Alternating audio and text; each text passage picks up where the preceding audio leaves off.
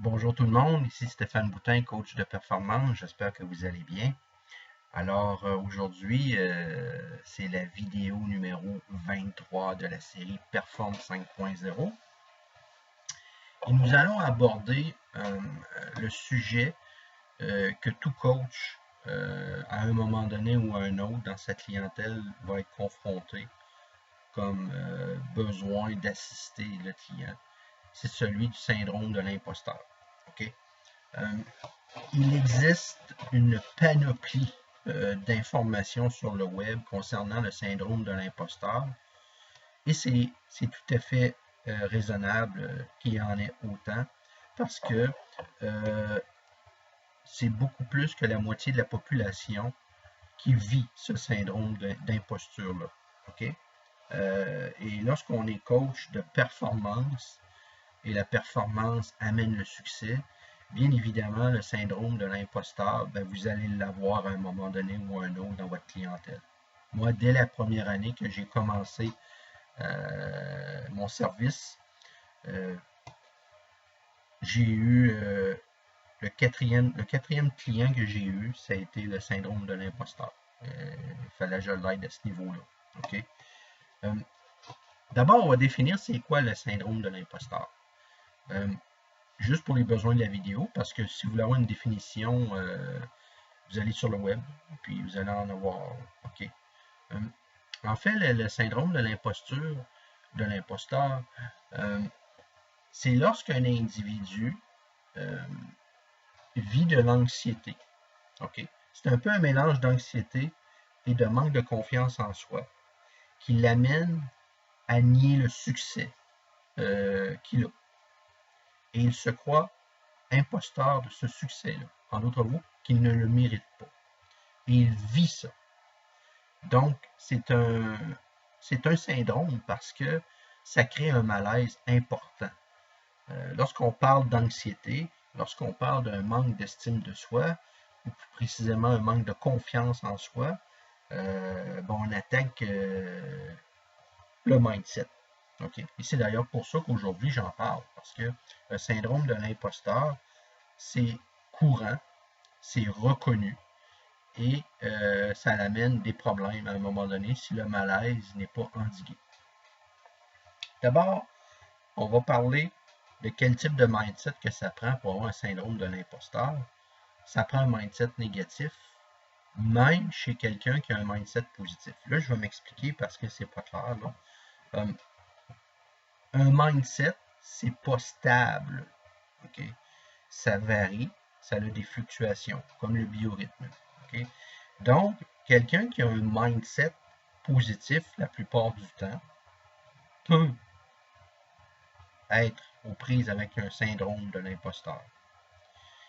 Par contre, ça va arriver à la suite d'événements dans sa vie professionnelle ou dans sa vie personnelle qui est suffisamment important pour débalancer le sujet en question et le mettre dans une situation où il se pose des questions sur sa confiance en soi.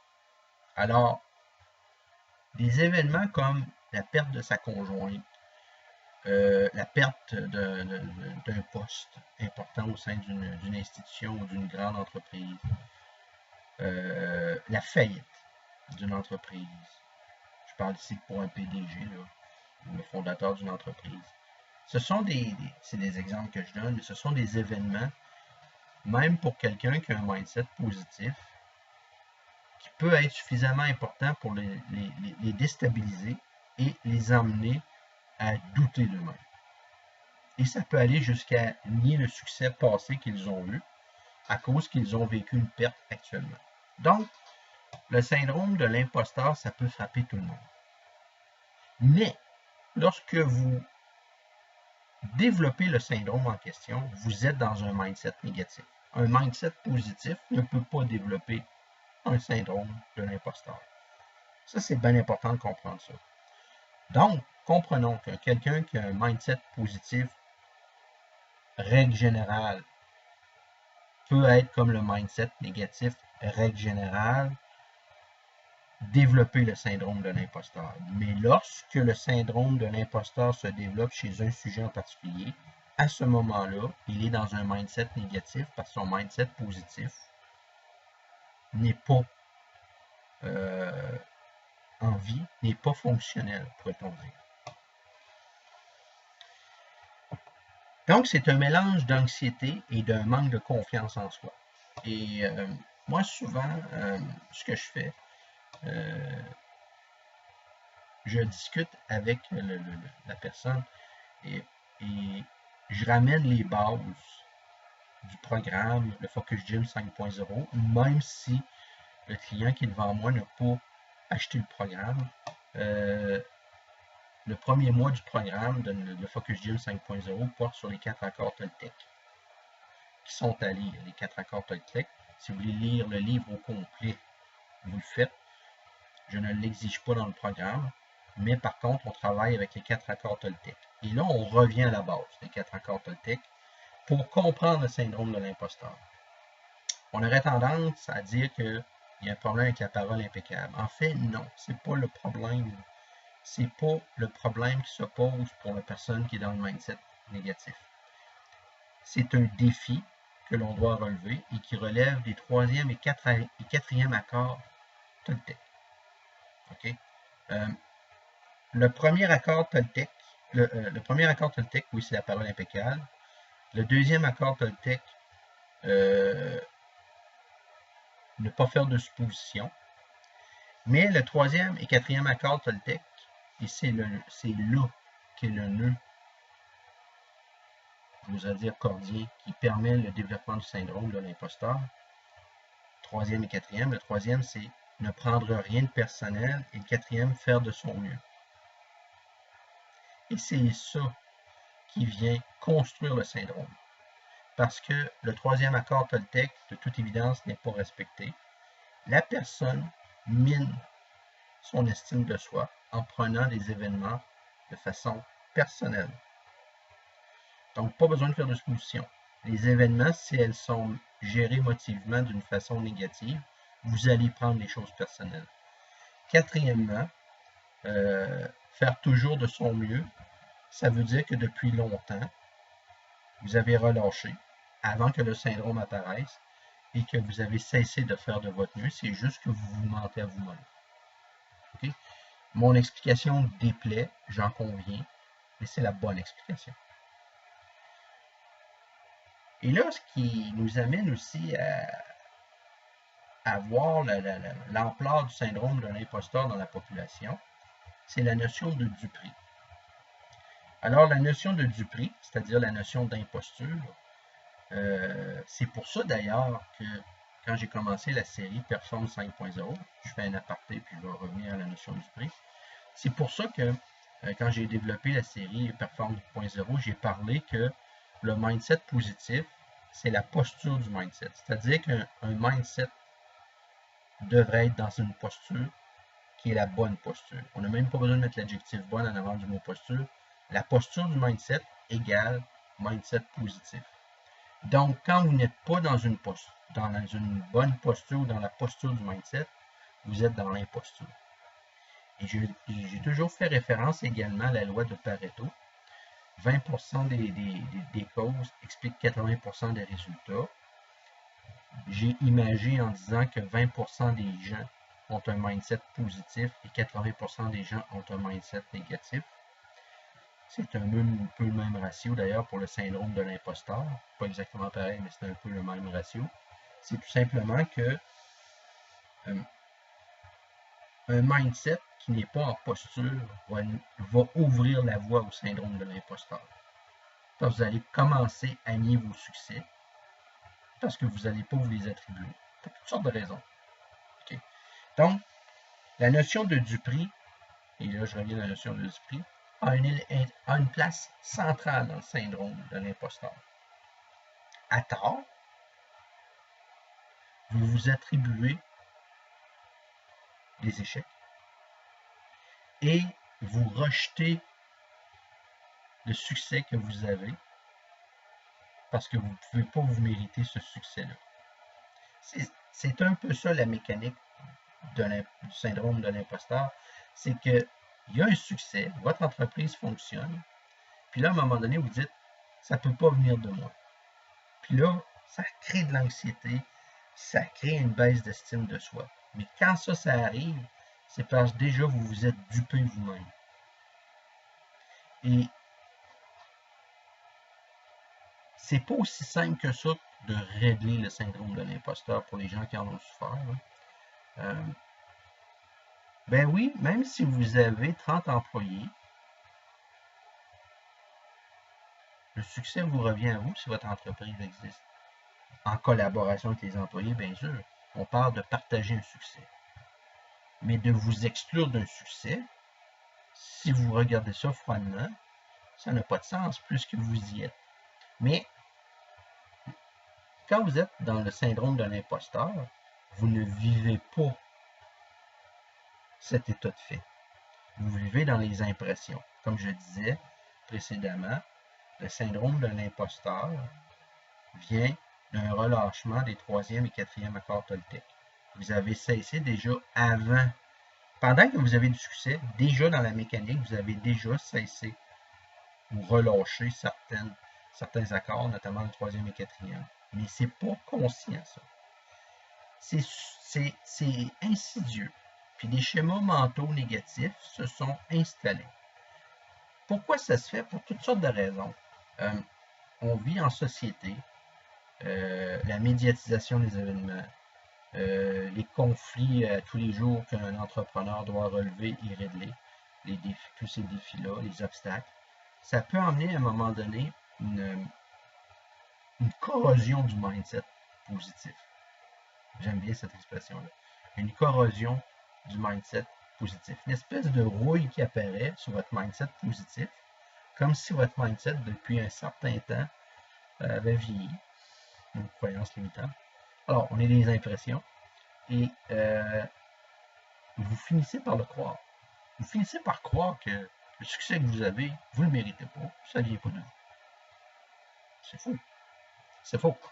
Mais vous préférez croire la fausseté. Alors, cette duperie-là, rassurez-vous, c'est pas maladif, dans le sens que vous n'êtes pas pris avec ça et ça ne se soigne pas. Ça se règle. C'est surtout que ça se gère. C'est une question de gestion, en particulier de ses émotions. Je tiens à rappeler que l'imposture du mindset amène la souffrance.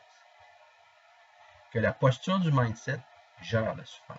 Mais dans les deux cas, vous ne pouvez pas vous créer une zone de confort. Alors, le syndrome de l'imposteur, pour le gérer, bien sûr, ça va amener une certaine souffrance. OK? C'est dans l'ordre naturel des choses. Alors, moi, comme coach de performance, qu'est-ce que je propose à mes clients pour solutionner le syndrome de l'imposteur?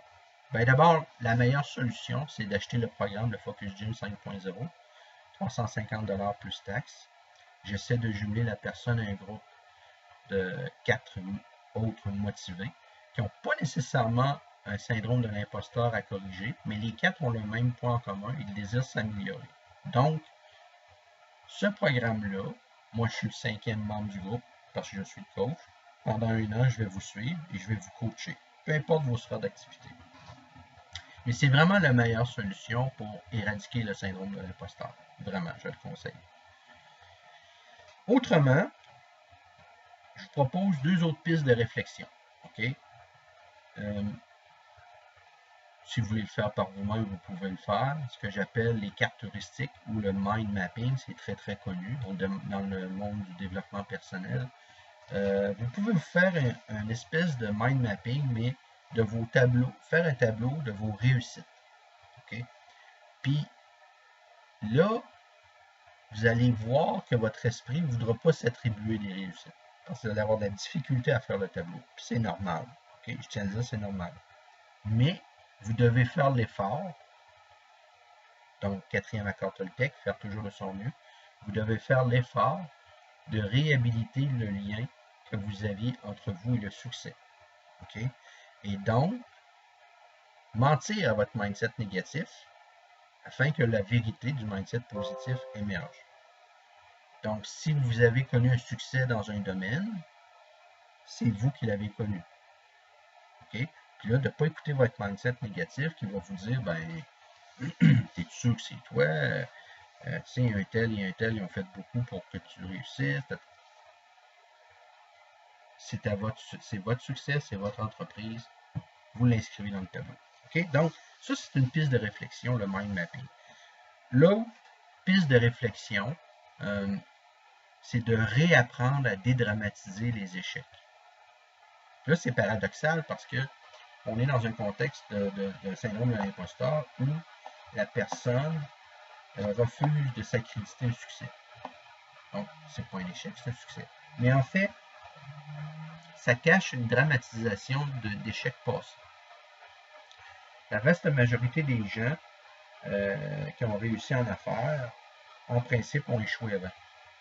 Mais ça n'a pas été pacifié et c'est resté dramatique. C'est juste que c'est refoulé dans l'inconscient.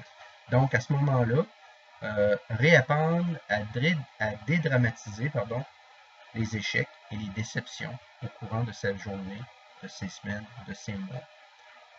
Je ne dis pas de devenir insensible, mais je dis de dédramatiser, d'essayer je dirais, observer votre tendance à amplifier un échec. Et essayez de voir que c'est juste ça qui est arrivé. De le dire dans votre tête, c'est juste ça qui est arrivé. Il n'y a pas eu mort d'homme. C'est pas si grave que ça serait. Donc, de commencer à dédramatiser les choses. Et vous n'êtes pas obligé de le dire à vive voix pour que les autres l'entendent. Mais vous, dans votre tête, de réapprendre à dédramatiser. Ah, j'ai manqué un rendez-vous. Ben oui. Vous n'êtes pas mort, vous êtes là. Donc, ce sont les trois pistes de réflexion que je propose. La meilleure étant l'achat du Focus Gym 5.0, mais les deux autres sont quand même pertinents. Le mind mapping et la dédramatisation des échecs et des déceptions. Alors voilà pour cette semaine. J'espère que ça vous a aidé à comprendre comment fonctionne le syndrome de l'imposteur chez les gens et comment le coach de performance peut vous aider à gérer ce malaise qui peut nuire à vos capacités professionnelles et, entre autres, à la performance dans votre entreprise. Si vous avez des questions sur le sujet, vous pouvez m'écrire. Si vous désirez faire affaire avec moi pour régler certaines difficultés et obstacles que vous avez dans votre entreprise, voire même vous aider à surmonter des défis, je peux être d'une bonne aide et surtout d'une bonne écoute. Alors, ici Stéphane Boutin, coach de performance. Je vous souhaite une bonne semaine et on se dit à la semaine prochaine pour une autre vidéo de la série Perform 5.0. Bye bye.